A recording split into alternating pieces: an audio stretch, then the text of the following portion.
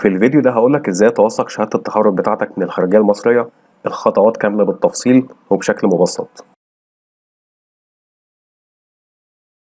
أي حد بيفكر إنه يسافر بره مصر ويدور على شغل، أو حتى لو جالك عقد عمل إنك تسافر تشتغل بره زي السعودية أو الإمارات، بيبقى من أهم الأوراق المطلوبة إن شهادة التخرج بتاعتك تكون موثقة عشان تكون معتمدة في البلد اللي أنت مسافر هتشتغل فيها. والتوثيق هنا بيكون على مرحلتين: المرحلة الأولى إنك توثق الشهادة بتاعتك من الخارجية المصرية، والمرحلة التانية إنك توثق الشهادة من سفارة الدولة اللي أنت مسافر ليها. والخطوة دي ما ينفعش تعملها غير لما تكون عملت المرحلة الأولى، وهي إنك توثق الشهادة بتاعتك من الخارجية. همشي معاك خطوة بخطوة بالتفصيل وهقولك إزاي توثق الشهادة بتاعتك. رقم واحد: إنك لو خريج جامعة حكومية أو معهد حكومي هتلاقي الشهادة بتاعتك عليها ختم الجامعة اللي أنت متخرج منها، ولكن ده مش كفاية.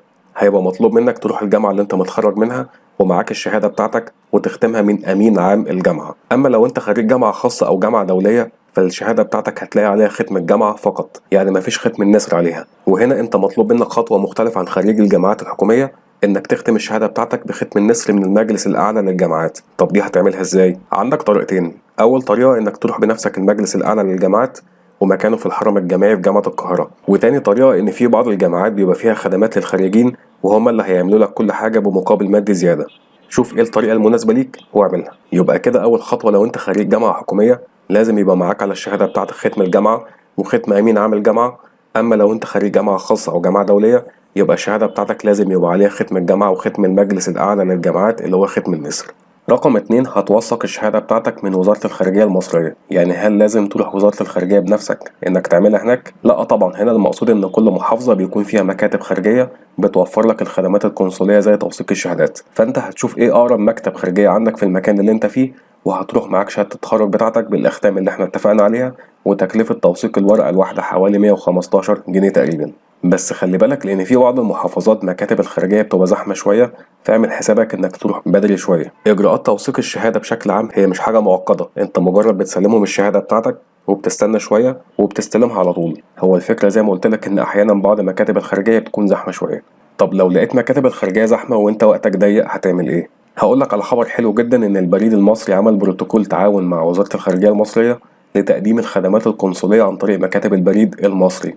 والفئة المستفيدة من الخدمة دي هي الأفراد والمؤسسات والشركات. والخدمات القنصلية اللي تقدر تقدم عليها في مكاتب البريد المصري هي الشهادات التعليمية، مستندات تجارية، توكيلات، عقود، شهادات ميلاد. والخدمات دي متاحة في كل فروع البريد المصري على مستوى الجمهورية. يعني هتشوف أقرب مكتب بريد، مش محتاج تروح لمكان معين. وبالنسبة لك كواحد عايز يوثق الشهادة بتاعته في الخارجية هيكون معاك شهادة التخرج بالأختام اللي احنا اتفقنا عليها، وهتطلع على أقرب مكتب بريد ليك هتسلمهم الشهادة وتدفع رسوم الخدمة زائد رسوم الخدمة البريدية. ومكتب البريد هو اللي هيتعامل في كل حاجة بدل منك، وهو اللي هيبعت الأوراق والشهادات بتاعتك للخارجية عشان تتوثق وبعد كده يرجعها لك تاني. مدة التنفيذ من 3 ل7 أيام عمل حسب المنطقة اللي انت فيها. وبيبقى عندك اختيار ان الشهادة بعد ما تتوثق في الخارجية فممكن البريد المصري يبعت لك الشهادة لغاية البيت، او انك تروح تستلمها بنفسك في مكتب البريد اللي انت قدمت فيه. وفي حالة أسوأ ظرف ان الخارجية رفضت توثق الشهادة بتاعتك، زي انك نسيت مثلا تختم الشهاده من امين الجامعه او من مجلس الاعلى للجامعات، في الحاله دي مكتب البريد هيرجع لك ثمن الخدمه اللي انت دفعتها، ولكن هيخصم فقط رسوم الخدمه البريديه. طب كده احنا رقم واحد ختمنا الشهاده بالاختام المطلوبه، ورقم اتنين وثقنا الشهاده بختم الخارجيه المصريه. نيجي بقى لرقم 3: انك توثق الشهاده بتاعتك في سفاره الدوله اللي انت مسافر ليها. في بعض الدول بتخليك توثق الشهاده بتاعتك بشكل مباشر من السفاره، وفي بعض الدول زي الإمارات بتمنع التعامل مع الأفراد بشكل مباشر. يعني التعامل بيكون عن طريق مكاتب خارجية زي مكتب VFS Global اللي بيتعامل مع سفارة دولة الإمارات. فهنا الموضوع بيختلف حسب كل دولة. فقبل ما تسافر هتشوف الدولة اللي انت مسافر ليها وهتتصل بالسفارة وتسألهم توثيق الشهادة عندكم عن طريق مكاتب خارجية ولا عن طريق انك بتروح السفارة بنفسك. عشان ما تتوهش مني أي سفارة بشكل عام، عشان تقبل انك توثق الشهادة بتاعتك عندهم لازم تكون عملت الحاجتين اللي احنا اتكلمنا عليهم. رقم واحد: انك وثقت الشهادة بتاعتك من الجامعة نفسها او من المجلس الاعلى للجامعات لو انت جامعة خاصة او دولية، وبعدها ختم الخارجية المصرية. لو معاك الاختام دي هتقدر توثق الشهادة بتاعتك في اي سفارة بدون اي مشكلة. لو هناخد مثال على توثيق الشهادة في دولة الامارات، لغاية فترة قريبة كنت بتروح السفارة بنفسك، لكن حاليا السفارة منعت التعامل المباشر مع الافراد وبقى التعامل عن طريق مكتب خارجي اللي هو VFS Global.